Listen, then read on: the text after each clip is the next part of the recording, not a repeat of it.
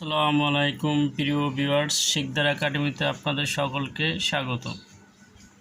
আজকে আমরা 2024 সালে রাজশাহী বোর্ডে তৃতীয় অধ্যায় থেকে যে ম্যাথটি আসছে সেটা নিয়ে আমরা আজকে কাজ করব।